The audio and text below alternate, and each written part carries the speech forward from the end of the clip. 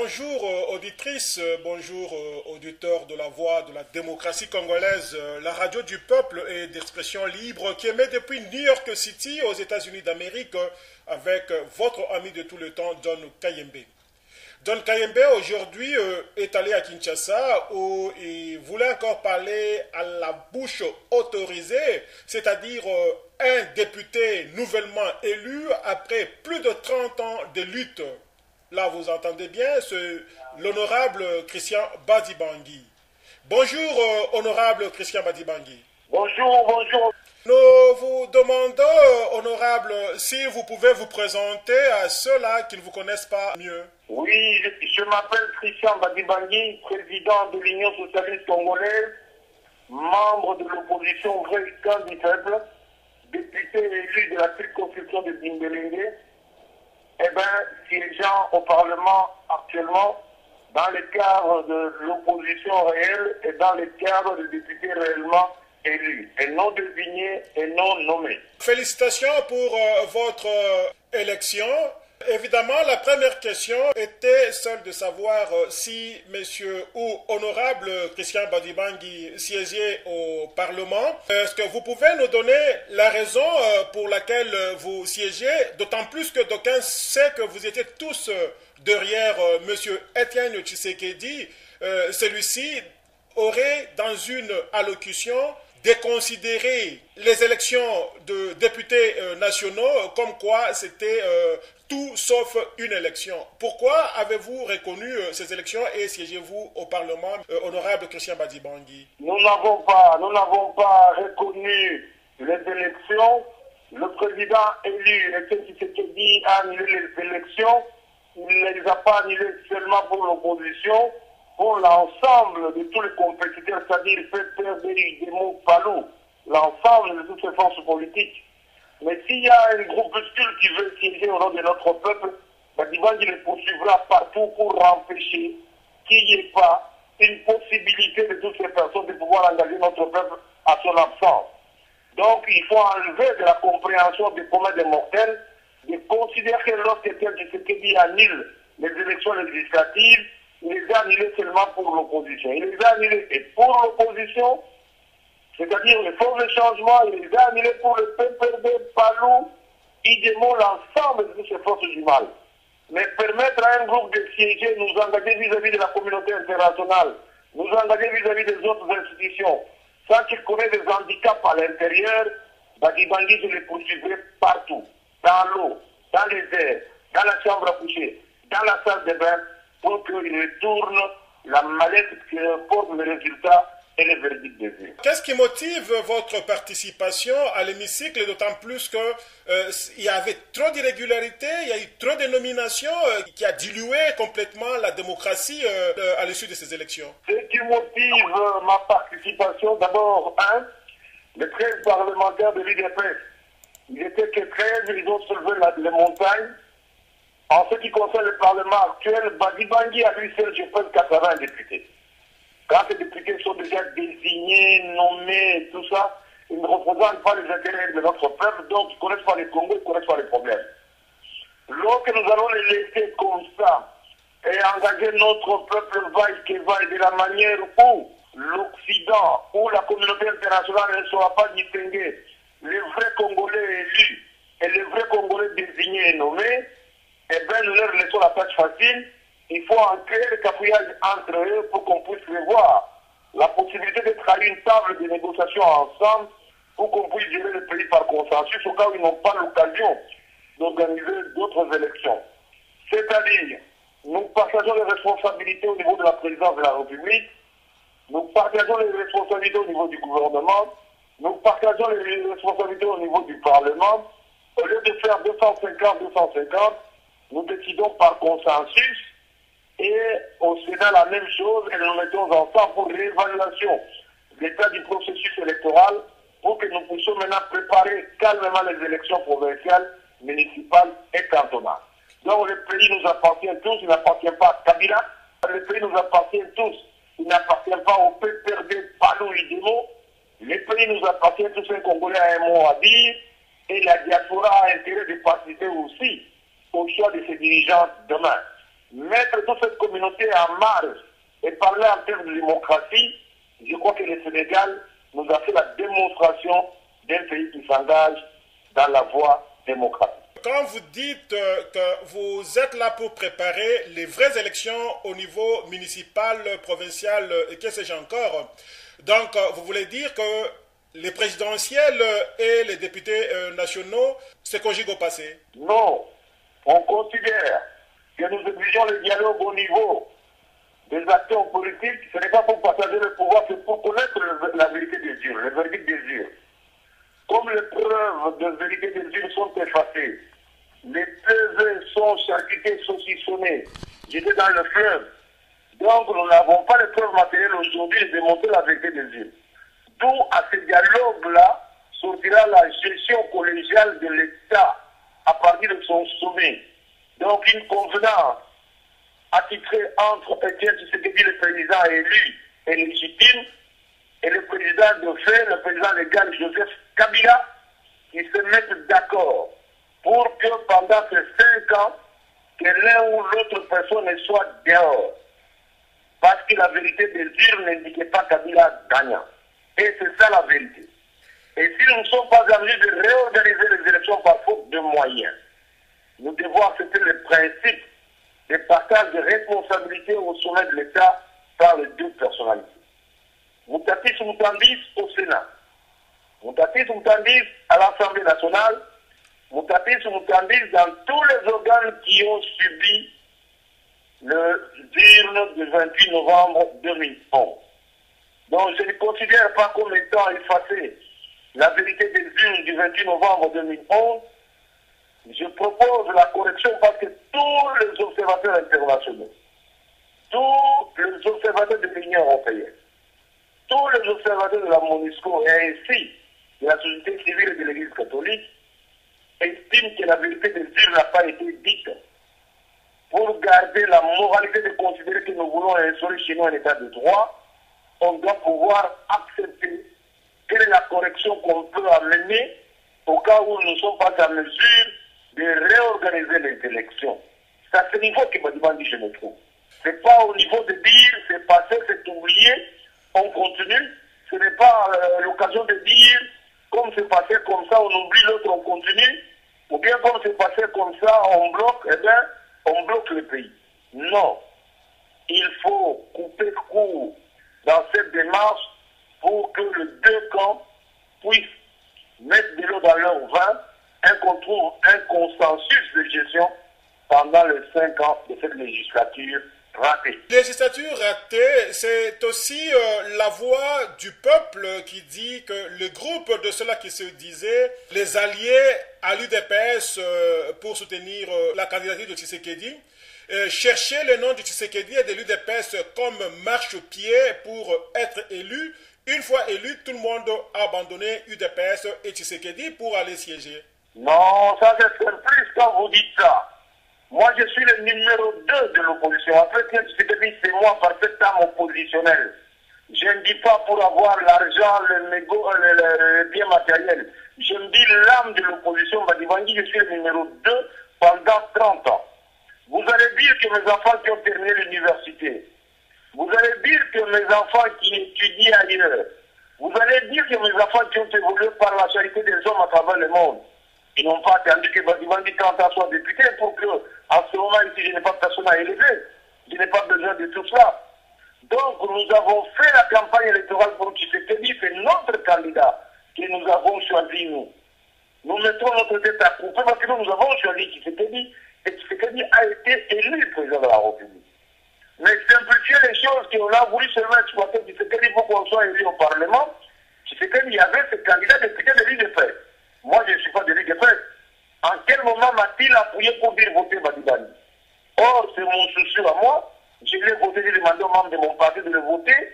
Sous d'autres cieux, c'est l'UDPS qui devrait compenser ses alliés à leur donner les moyens de visibilité pour faire la campagne. Mais j'ai l'impression que vous semblez revisiter et faire le contraire. L'UDPS a eu ses 380 candidats à travers le pays. Les alliés ont eu leurs délégués.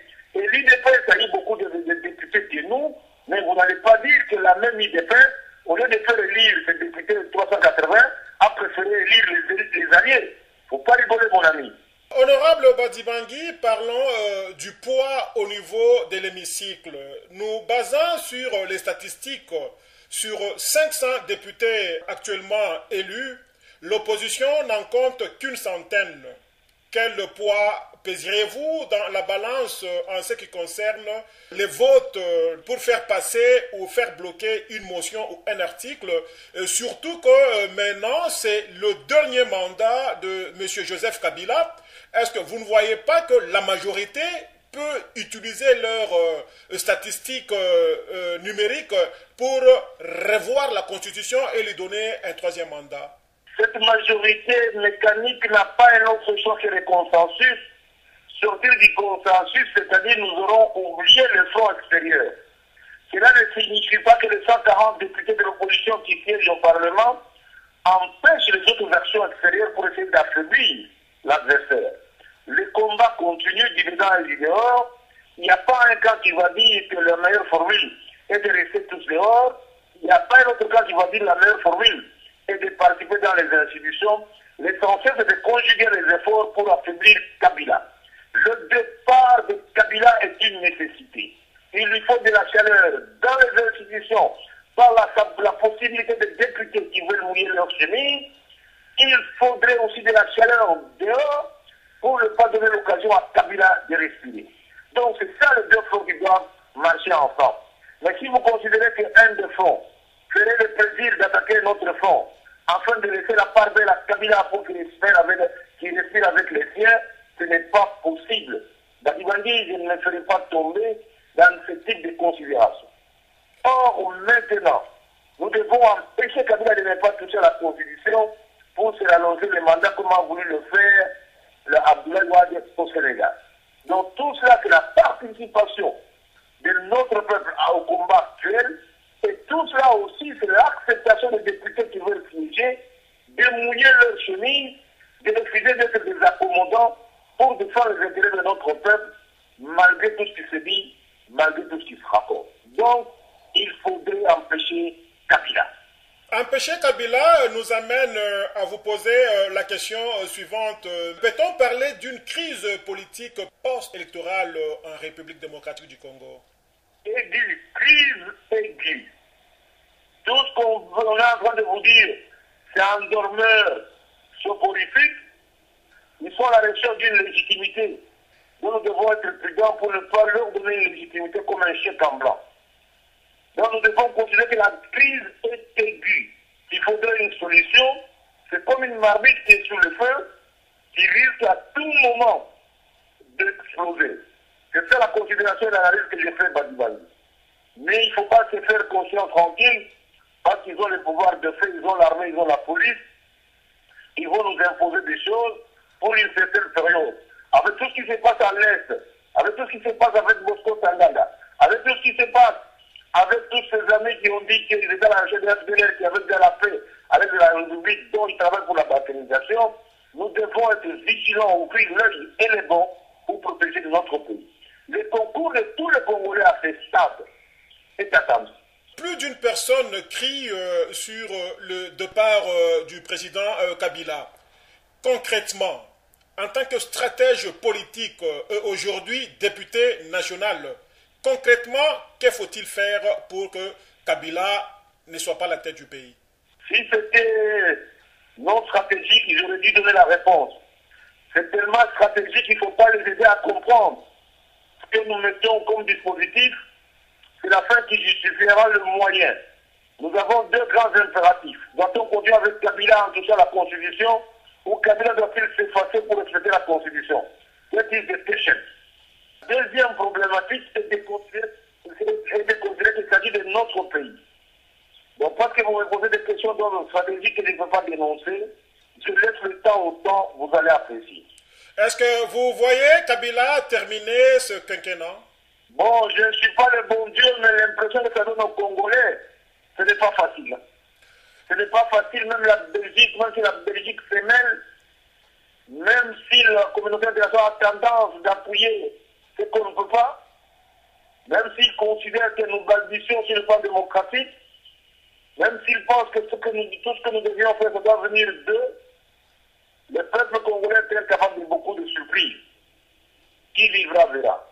Tout à fait. Alors, puisque nous parlons de la crise aiguë en République démocratique du Congo, honorable Christian Badibangi, quel est selon vous l'effet qui fait bloquer la mise en place du gouvernement, puisque ça fait plus de 4 mois que le président légal, Joseph Kabila, a prêté serment. Quel est selon vous les faits qui fait qu'il a échoué de mettre un gouvernement en place? C'est la recherche de la légitimité qui se trouve à limiter. Lui ne sait pas la négocier pour récupérer cette légitimité. Il lui manque un handicap majeur, c'est le manque de légitimité dont détient Tshisekedi, et cette légitimité loge à limiter. Il n'est pas plus facile d'obtenir cette légitimité sans le consentement des détenteurs. C'est ça le blocage. Le blocage continuera, alors l'expérience, le contraire de ce qui s'est passé au Congo par rapport à ce qui s'est passé au Sénégal, une leçon que vous avez tirée là-dessus, monsieur Christian Badibangi? Oui, nous avons une classe politique vacillante, une classe politique inconstante, lourde, incapable d'être droiteur, de rester dans la droiture. Une classe politique vagabonde, une classe politique corruptible, une classe politique incapable d'assumer une décision jusqu'au bout. Voilà pourquoi nous avons mis 30 ans, et voilà pourquoi je vous dis que je suis le numéro 2 de l'opposition, tout simplement parce que je suis le gardien des temples et je suis de l'âme oppositionnelle. Le jour où Dieu va venir le Congo pour avoir une classe politique constante, nous devons la créer aussi, aider les nouvelles générations à pouvoir comprendre et distinguer le bien et le mal, et de pouvoir garder la constance et de voir primer ce qui appartient à l'État et donner l'essentiel de ce que l'ensemble de notre peuple puisse obtenir comme solution, au lieu de nous battre pour des solutions particulières, partisanes et individuelles. Donc nous sommes en carence d'une classe politique dans notre pays. Espérons que la classe politique d'avenir, qui sera composée aujourd'hui à l'ère de l'Internet et de l'informatique, de tous nos enfants nés de partout, et issus de différentes civilisations, et issus de différentes communautés dans le monde, et sur toute cette génération revenue, je pense que nous pouvons obtenir une classe politique qui mériterait à nos remplacer. Honorable Christian Badibangi, vous ne sentez pas que vous avez trahi la diaspora qui était derrière vous, puisque la diaspora, à l'heure actuelle, est derrière M. Tshisekedi, et cette diaspora est contre tout député qui siège à l'hémicycle. Est-ce que vous ne sentez pas que vous avez trahi cette diaspora? Non, la diaspora a raison. La diaspora a une appréciation, mais la diaspora devrait comprendre que nous avons tenté plusieurs fois de laisser ces gens tranquillement. Après le dialogue intercongolais de Saint-City, on a mis un Sénat de transition, on a mis un Parlement de transition, nous avons refusé de participer. La communauté internationale a accompagné les Kabila, les Jean-Pierre Bemba et les Rouvérois. Et notre peuple a payé le prix. Après les élections de 2006, nous avons refusé d'aller à ces élections. La communauté internationale a accompagné les Kabila, les MLC et les RCD. Ils ont ignoré notre population. Ils ont même financé les élections. Ils nous ont même inscrits à la Commission électorale nationale indépendante. Cette fois-ci, ils sont cyniques. Ils nous provoquent tout en sachant que nous refusons d'aller dans le Parlement. Mais tous les signaux de la communauté internationale n'indiquent pas prendre en considération nos positions. D'où ça ne dérangerait pas des milliers de dedans et de travail de dehors. Quel est l'intérêt que nous avons en laissant engager notre peuple tranquillement comme ça, sans aucun sabotage politique à l'interne? Ça ne nous avance pas. Il faut bloquer la communauté internationale du dedans. Je ne dis pas que c'est automatique, il faut y travailler, il faut y mettre des stratégies. Il faut que tout le monde y contribue. Mais dire que la solution que eux proposent, c'est la meilleure, ils ont raison, nous sommes sur le terrain ici, nous occupons des prisons, moi qui ai été en prison depuis 3 ans, moi j'y défile de temps en temps, je suis en insécurité dans ce pays, ce n'est pas pour autant que j'ai demandé l'asile pour aller ailleurs. J'ai continué à me battre dans mon pays, j'ai dit je donnerai le sang à ma patrie, et que je me battrai du dedans, dans le pays comme je vais dans le pays, et que je me dis, je dérangerai Kabila dans les institutions, même s'il devait signer à 8 h du matin, cette fois-ci, il va commencer à signer la nuit. C'était l'apport. Nous sommes pratiquement à la fin de notre interview. Nous vous donnons quelques minutes pour vous adresser à la diaspora congolaise qui vous suit à cet instant et au peuple congolais qui vous a donné le mandat pour siéger à l'hémicycle à Kinshasa. Oui, je concilie tous les deux. J'ai pris la température de concilier toutes les revendications de la diaspora et les justifier. J'encourage cette diaspora et je la remercie par le dernier engagement que cette diaspora a pris pour essayer de déséquilibrer les autres à partir de l'extérieur. Je condamne le comportement de la communauté internationale qui commençait déjà à régler les comptes à notre diaspora. Nous sommes en train de nous battre pour ceux qui étaient arrêtés à Lubumbashi, les 50 qui étaient envoyés en prison et d'autres qui sont renvoyés d'Espagne et de la France. Nous estimons que notre peuple a payé le prix par sa diaspora. Cette diaspora mérite respect. Je considère aussi, à chaque fois qu'elles veulent prendre une position, elles devraient au moins nous associer, au lieu de nous mettre directement à l'échafaud et nous considérer comme étant des traîtres. Nous ne serons pas traîtres à partir du moment que nous continuons à considérer que le président est élu et légitime, c'est M. Etienne Tshisekedi. On peut ne pas être de préféré du cœur de Tshisekedi, mais la réalité a fait que nous l'avions voté et c'est lui notre président. On ne va pas nous interdire d'engager toutes sortes de stratégies pour que la fin suffise les moyens qu'on arrive à l'objectif. Tous les concours et tous les rapports sont attendus de manière à ce que cette diaspora qui nous a enlevé la honte depuis la nuit d'antan, il ne faut pas qu'elle prête soit aux Kabylistes et aux gens de Kabila de considérer que l'opposition est en différent avec la communauté congolaise de l'extérieur. Et j'estime que cette communauté congolaise de l'extérieur mérite notre respect et mérite notre soutien. Nous devons accepter ces critiques. Et ces critiques sont des critiques constructives qui peuvent nous permettre de régler nos lampes témoins pour essayer de régenter autrement et de régler les combats par rapport à leur vision extérieure. Il ne nous reste plus qu'à vous remercier très sincèrement, honorable Christian Badibangui. Et nous croyons que nous vous appellerons encore une fois pendant votre mandat pour nous dire davantage qu'est-ce que vous avez fait pour le pays. Au revoir et à la prochaine. Merci Nikayembe. J'accepte les critiques. Je ne suis pas détenteur de la vérité. Je dois accepter les critiques que les autres apportent pour améliorer mon combat. Ok, merci bien et à la prochaine. Merci.